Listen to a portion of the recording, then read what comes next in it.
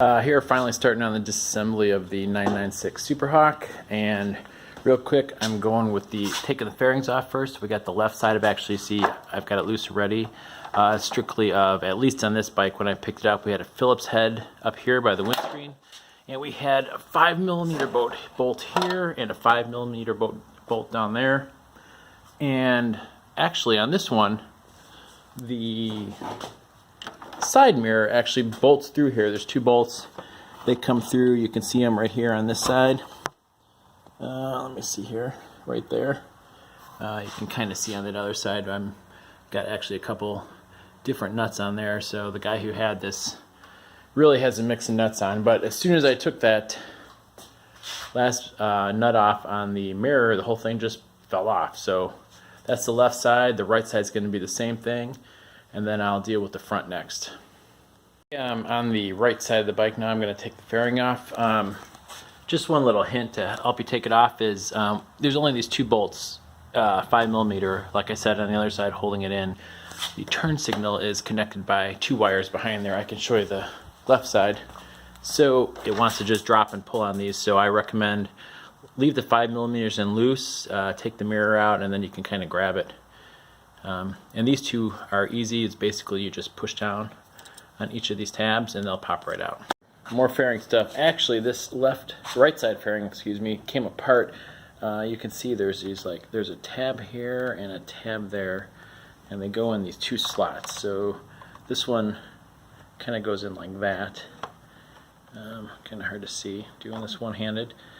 My other side, it looks like it's completely busted out over here, so that's why it just kind of came off without me having to deal with those tabs. So I might try to find this piece online, or not really sure because it definitely wasn't lining up good. I'll see how hard that piece is to find and how much it costs, and that'll determine if we replace it or not. I'd love comments if you guys have any other ideas of better looking front end maybe. I don't know. I like the looks of the front end on this bike, but I'm kind of a perfectionist when I put things together, so I have to keep myself from replacing every little thing that's wrong, or the cost will get out of control. Before I get too far ahead of myself, looking at the left side of the bike, these two are for the turn signal. We've got one up here that's for a running light. There is the main one back here. Let me turn the light on, see if that helps. Main one back here, that is for the main headlamp. And when I took this side of the fairing off, so I had the windscreen up here, which basically, mine's a little broken it appears, or perhaps not. It connects with the two rear view mirrors, side mirrors I should say, and then these two Phillips screws up here. So and again, it's got two Phillips bolts right here that line up with these two front holes, and this thing just kind of popped right off. I wasn't really expecting that. I wasn't paying attention. I need to show you this because this is not as intuitive, at least to me, as it seems. This headlight connection here does not just pop off, as far as I can tell. This is a rubber boot that goes all the way around the outside to seal it from the elements. Basically, you pull this boot off. It's got the tabs right here that you can pull on. You pull this boot off, and what I found is on this side, I don't know if you can see it. Oh boy. Again, I'm sorry, I've only got one hand to hold the camera in this. There is a metal tab that goes under here, and I just grabbed with the pliers and I gave it a little twist, and it popped completely off that side, and you can start to see the headlight bulb in there. This is the piece that just goes under there, this little tab. But I'm still trying to figure out if I need to unscrew that screw on this side. I'm thinking I do. That's the only way it comes out. Although that seems a little odd to me that they would do that. Instead of just making it like a squeeze type of clamp. So I'm going to mess around with a little more, and then I'll let you know how I eventually get it out. Yes, the bulb is out. And what I ended up doing is loosening that Phillips head right there. Going back and doing it over, I would loosen the Phillips head first, and I'm thinking this part here would just pop out then, instead of me grabbing this side first and twisting it, and then I was hung up on this side over here. So you guys loosen that first and then give it a try. So I'm an idiot. I don't know why I didn't think of this. To get the bulb out, you literally just pull. I was trying to give a little twist, thinking the wires disconnected, and then I could see they didn't because they are all individual, like slide-on brass fittings here. I'm such an idiot. I've replaced car lights and it just didn't occur to me. So you basically give that a tug, and there's the bulb. And this bulb worked last time I had the bike turned on and running before I bought it. So hopefully it's going to stay working by the time I'm done with this, because I really just don't want to replace it.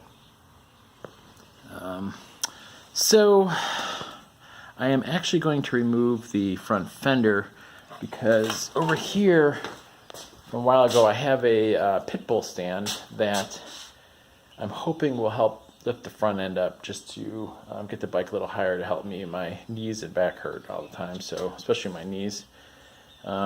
This pin though, these are different size pins depending on the bike you're using, and this last fit a 96 Ducati SSCR that I had, which is ages ago. So I'm going to try to improvise and see if that pin will fit.